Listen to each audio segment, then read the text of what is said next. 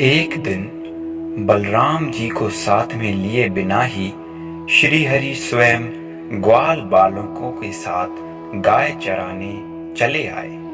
यमुना के तट पर आकर उन्होंने उस विषक्त जल को पी लिया जिसे नागराज कालिया ने अपने विष से दूषित कर दिया था। उस जल को पीकर बहुत सी गाय और गोपगण प्राणहीन होकर पानी के निकट ही गिर पड़े। यह देख सर्व पापहारी भगवान श्री हरि का चित्त दया से द्रवित हो उठा। उन्होंने अपनी पीयूष पूर्ण दृष्टि से देखकर उन सबको जीवित कर दिया।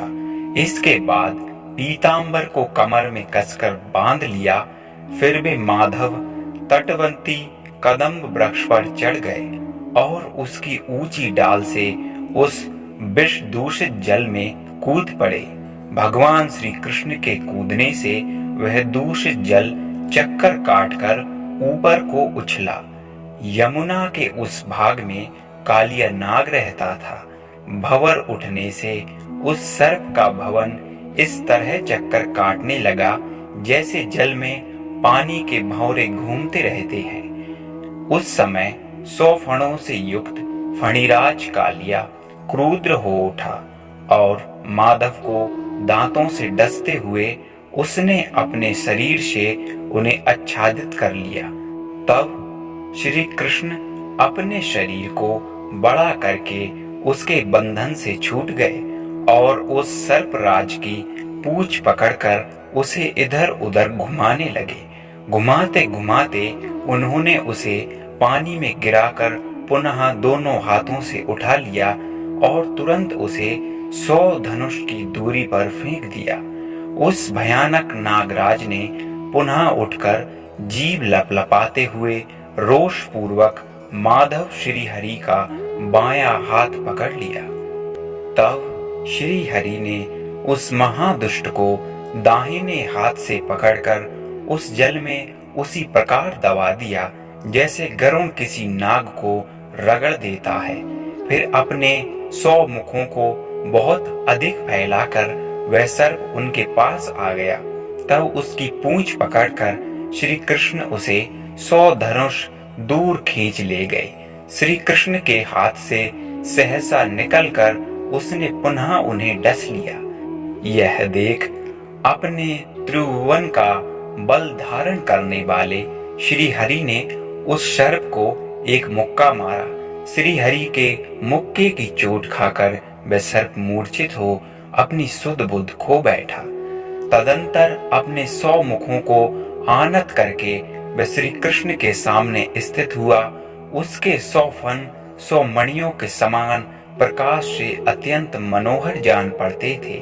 श्री कृष्ण उन फनों पर चढ़ गए और मनोहर नट वेश धारण करके नट की भांति नृत्य करने लगे। साथ ही वे 7 स्वरों से किसी राग का आलाप करते हुए ताल के साथ संगीत प्रस्तुत करने लगे। उस समय नटराज की भांति सुंदर तांडव करने वाले श्री कृष्ण के ऊपर देवता लोग फूल बरसाने लगे और प्रसन्नता पूर्वक वीणा, ढोल, नगारे तथा बांसुरी बजाने लगे। ताल के साथ पदविन्यास करने से श्री कृष्ण ने लंबी सांस खींचते हुए महाकाय कालिया के बहुत से उज्जवल फनों को भंग कर दिया। उसी समय वह से बिहल हुई नाग पत्नियां आ पहुंची और भगवान श्री कृष्ण के चरणों में नमस्कार करके गदगद वाणी द्वारा इस प्रकार स्तुति करने लगी। नाग पत्नियां बोली, भगवान आप परिपूर्णतम परमात्मा तथा असंख्य ब्रह्मांडों के अधिपति हैं। आप गोलोकनाथ श्री कृष्णचंद्र को हमारा बारंबार नमस्कार है। ब्रज के आदेश्वर आप श्री राधा वल्लभ को नमस्कार है। नंद के लाल एवं यशोदा नंदन को नमस्कार है। परम देव आप इस नाग की रक्षा कीजिए। तीनों लोकों में आपके सिवा दूसरा इसे इसे शरण देने वाला नहीं है। आप स्वयं साक्षात परात्पर श्री हरि हैं और लीला से ही स्वच्छंदता पूर्वक नाना प्रकार के श्री विग्रहों का विस्तार करते हैं। अब तक कालिया नाग का गर्व चूर्ण हो चुका था, उसका घमंड भी टूट चुका था। नाग पत्नियों द्वारा किए गए इस स्तवन के पश्चात वह श्री कृष्ण से बोला, भगवान पूर्ण काम परमेश्वर, हे श्री कृष्ण मेरी रक्षा कीजिए। त्राहि माम कहता हुआ कालिया नाग भगवान श्री हरि के सम्मुख आकर उनके चरणों में गिर पड़ा। तब उन जनार्दन देव ने उससे कहा, श्री भगवान बोले, तुम अपनी पत्नियों और सुहृदों के साथ रमण द्वीप में चले जाओ, तुम्हारे मस्तक पर मेरे चरणों के चिन्ह बन गए हैं, इसलिए अब गरुण तुम्हें अपना आहार नहीं बनाएंगे। नारद जी कहते हैं, राजन तब उस सर्प ने श्री कृष्ण की पूजा और परिक्रमा करके उन्हें प्रणाम करने के अंतर स्त्री पुत्रों के साथ रमण के द्वीप को प्रस्थान किया।